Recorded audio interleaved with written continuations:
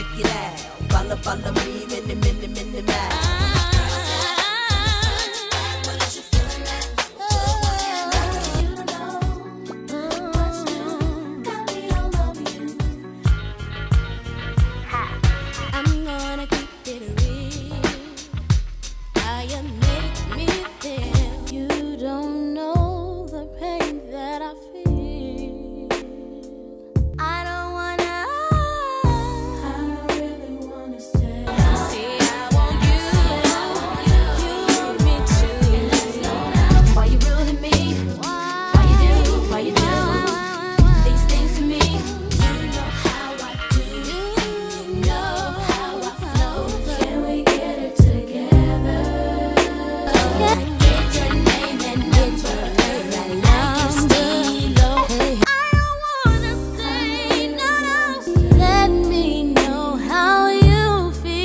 You thought 702 was just another R&B girl group with a few catchy hits? Think again. Behind their smooth harmonies and chart-topping songs lies a story of betrayal, heartbreak, and unimaginable tragedy. This trio's rise to fame wasn't as glamorous as it seemed, and their shocking fall from grace proves that success often comes at a heavy price. How did a group that started with so much promise end up in a whirlwind of feuds, financial struggles, and personal loss? And why does the story of 702 remain one of the most misunderstood sagas in R&B history? Let's dive into the untold truth about 702, because everything you thought you knew is about to change. Like, subscribe, and let's go. They might not have been repping a big-name area code like New York's 212 or Atlanta's 404, but this trio had the chops to make waves in the music world. However, behind the success of 90s R&B group 702 lay a storm of internal struggles that would ultimately lead to their unraveling. Camilla Williams and sisters Irish and Lamisha Grinstead came together in the mid-90s while attending the same performing arts high school in Las Vegas.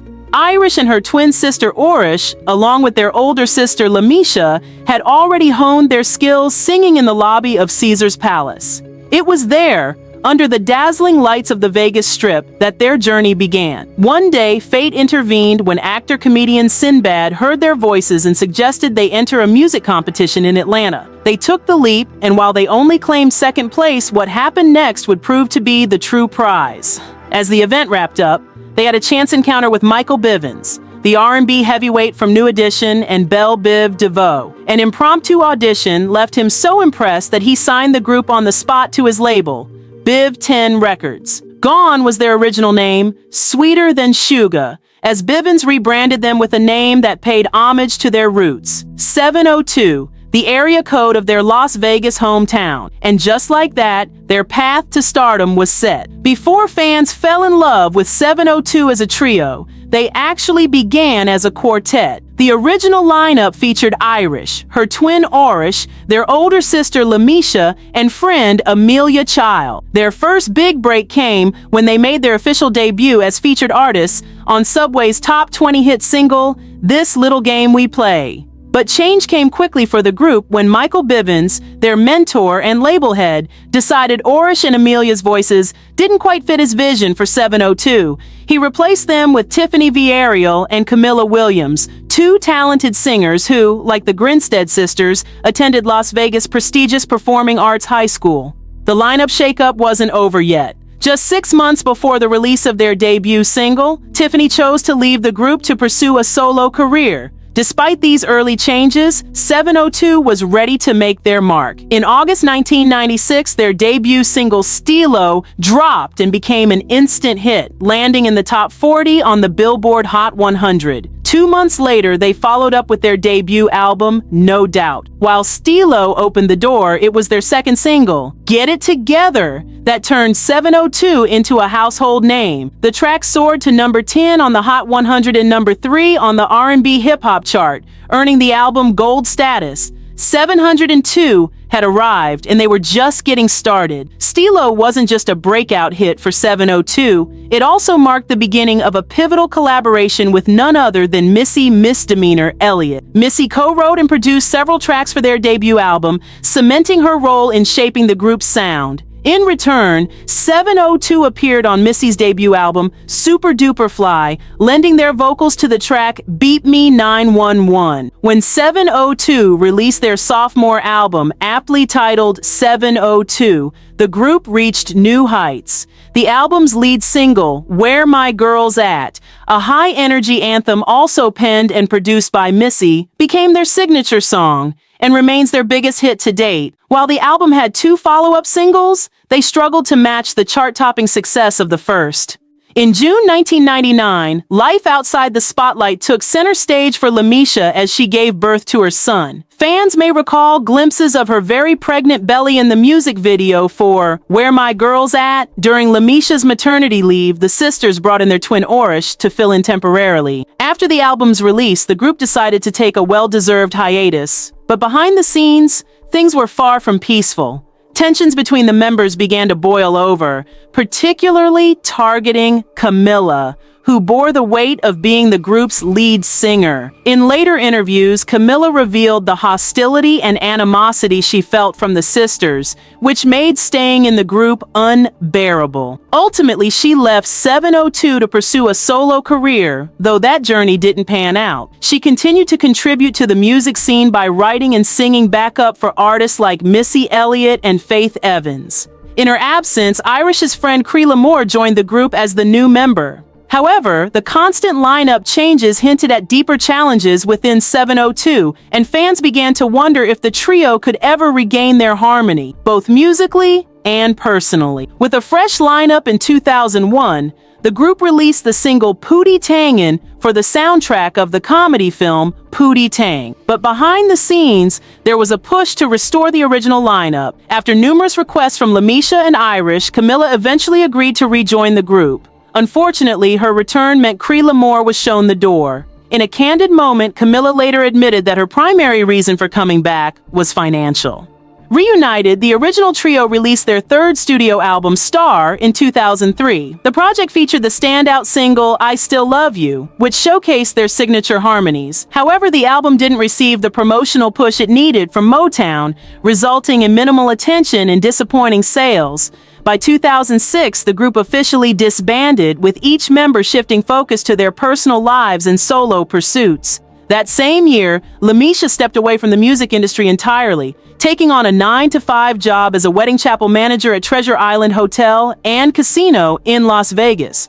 Irish also took a step back, dedicating her time to raising her son. Then, tragedy struck the group. On April 20th, 2008, Orish Grinstead, Irish's twin sister and an original member of 702, passed away from kidney failure at just 27 years old. The loss was devastating for the Grinstead family and fans of the group. As for Meelah, she teased plans for a solo album as early as 2010, but the project never materialized. In a 2020 interview with IGotSoul.com, she explained the delay. It's never been my super hard focal point. When I became a mother, that kinda took over everything. Having a special needs kid, that shifted my trajectory and slowed me down a bit. So, it's not my #1 hustle anymore. Her words shed light on the personal sacrifices she made while navigating the challenges of balancing music and motherhood. Meelah shares a son with neo-soul artist Musique Soulchild, a connection that added depth to her already impressive story. In 2014, she explored the world of reality TV by appearing on the 3rd season of RnB Divas Atlanta, which gave fans a glimpse into her post-702 life. Then, in 2017, 702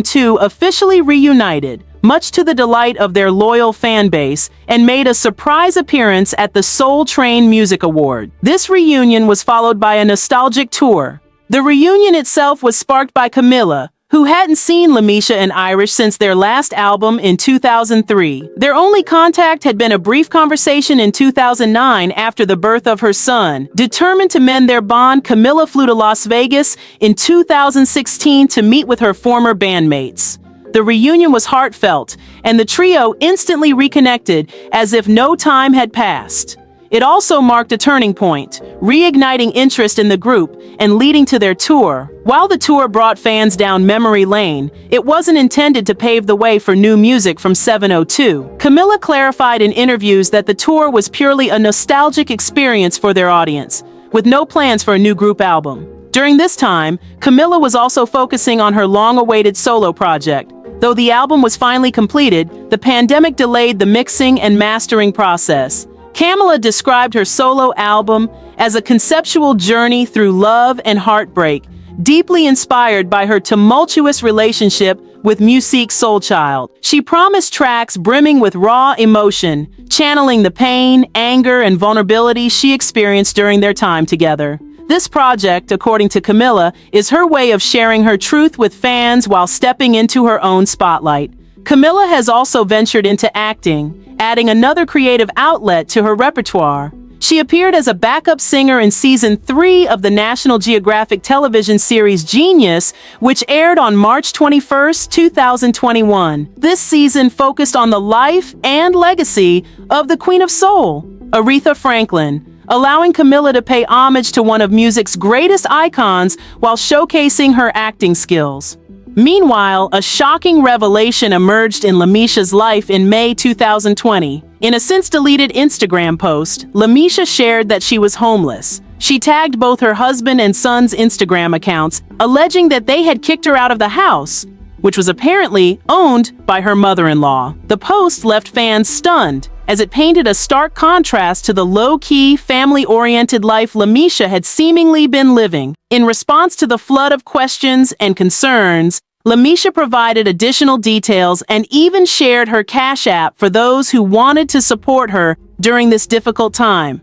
Interestingly, just a few months prior, in January 2020, she had celebrated her 20th wedding anniversary with her husband in another now-deleted post. On Mother's Day that year, she had shared a heartfelt message praising her two children, admitting her struggles as a mother and expressing gratitude for her family. These contrasting posts left fans wondering what had gone wrong in her personal life. Fast forward to June 9th, 2021, when BET Presents the Encore premiered, bringing together some of the most iconic R&B songstresses from the 90s and 2000s to create the ultimate supergroup. Among the ensemble cast were Fallon and Felicia from Cherish, Shamari from Black, Pam from Total, Keely from 3LLW, and the Cheetah Girls, Aubrey from Danity Kane, solo artist Nevaeh, and two members of 702, sisters Lamisha and Irish. This reunion gave fans hope for new opportunities and renewed energy for the group.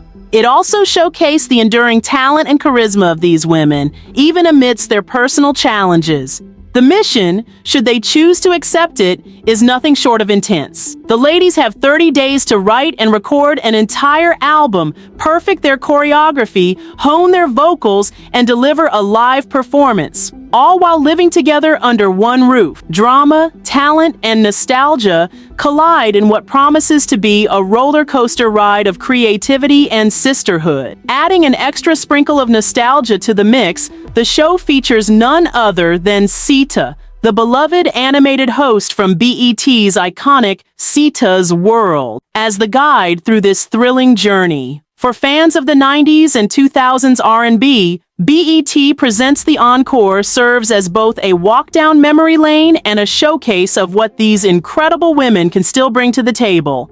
Thanks so much for watching. If you enjoyed this video, don't forget to hit that like button, share your thoughts in the comments below, and subscribe for more deep dives into the world of Black celeb news and 90s R&B. And don't forget to turn on your notifications so you'll never miss an update. Until next time, stay blessed and keep grooving. Sparkles.